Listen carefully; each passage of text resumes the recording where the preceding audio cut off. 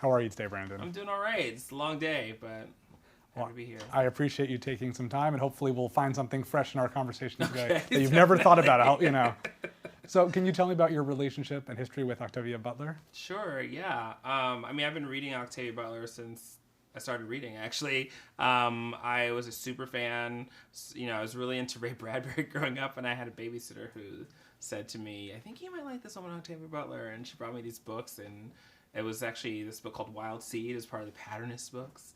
And this is pre-Amazon, so I had to go out and seek these books, but eventually I was able to mass the collection and read them all. And by the time I got to college, Kindred was maybe one of the last books I found, and it was on a syllabus, and read the book, and it just kind of changed my life. It felt like a book that was somehow very much about me and about where I was in my life and my family. And 3 or 4 rereads later, I'm in my mid-20s, and I was like, I think this is a TV show, and that became my obsession, was trying to turn this to bring this to the screen, and that was 2010 maybe.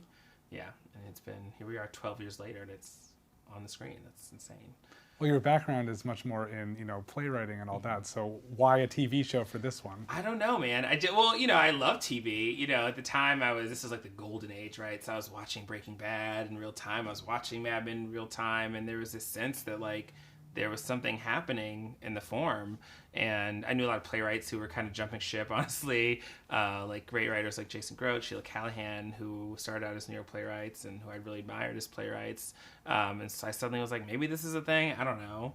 And then, as my career in theater was built, I was doing some television work on the side. And one thing leads to another. You look up and it's your career. That's I guess how all these things work. But yeah, so now I guess I'm a little bit of both somehow. And I know the story is set, at least part of it, obviously, in the present day as opposed to when it was written. What was important for you to preserve, and what were you okay with changing? What I felt like I really needed to preserve were the characters. I wanted someone who knew the book to be able to recognize the book, right? So I spent a lot of time asking myself, if I took this away, does it stop being Kindred? I played that game, and really it was about these characters and about these relationships, and really about Dana's journey, right? Her journey of sort of discovering her roots and all of its kind of complexity, but also her journey as an artist, as a woman, as a beloved and a lover felt really key, really crucial. But moving into 2016, you start kicking the tires and you realize there's just evolutions in social thought that might make certain choices or specific relationship details somewhat less believable. So there are some refreshings and zhuzhings happening, and we've also kind of injected some elements that were inspired by kind of earlier drafts of the book in our version, just to sort of expand the universe a bit and try to deepen some of the themes. I also like the humor that's part of it too, because it's not something that you'd really expect, and it's sort of jolting when you first see it. But especially I'm thinking of episode 2, when Kevin's back in the past for the first time, and Dana's like, I got this, relax. And he's like, no, this is not good, this is not good.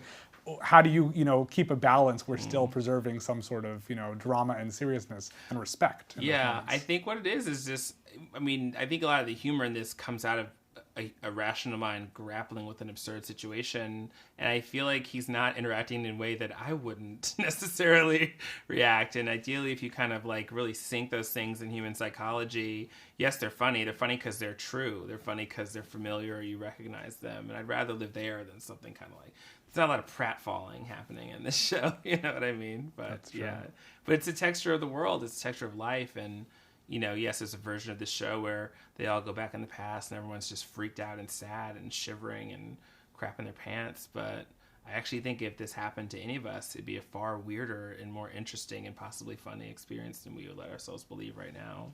Yeah, I think that's true. Was this always 8 episodes? Meaning, did you know that's was that all the content? Well, ironically enough, it used to be 10 episodes, and one day they said it's actually 8 episodes, but that's just how it is. Ideally it's many episodes over the course of its life. But yeah, 8 episodes is where we landed. Well, you mentioned before some of your big TV inspirations, and what I thought about those is those are shows you watched once a week, and you waited anxiously for the next one. And I've asked all of your actors how they feel about the fact that it's all at once, and should you binge, and what do you think they all said? Binge. Absolutely. Yeah, of course. Well, ironic, I say those shows, but I was binging those shows, right? I was like, I didn't watch Mad Men from season 1, you know, I remember binging Game of Thrones. Like, that's just sort of, the truth is that, like, you know, television at this point might as well be the novel, you know, you sort of can go at your own pace if the story's right, you know. And I'm kind of proud that we're binging, weirdly, because I think binging allows a different kind of play with audience attention, you know, and I think you can do things with time in a different way. So at first I really resisted it, but then I kind of got into it. You know, it does feel like a new, like, territory in storytelling somehow. I like that. Do you feel like there are other shows or movies out there right now that are doing anything like what you're doing? If so, I have not seen them because I cannot watch scripted TV when I'm working on scripted TV. But, you know, I like to think we're like Alone or something, like with some crazy show that's so singular and obsessive. But no, I like to think we're doing something new. Absolutely, I agree. Yeah. Well, all 8 episodes will be available on FX on Hulu on December 13th. And again, from everybody now you've heard, you have to watch them all at once, unless you're the type of person who stops between chapters of a book, right? Which case, enjoy. Yes, take your time. All right, well, thank you so much. It's very nice to meet you, Thank Branden. you, I appreciate it. Have a good one. Happy holidays. Please. Thanks so much, Abe. Of course.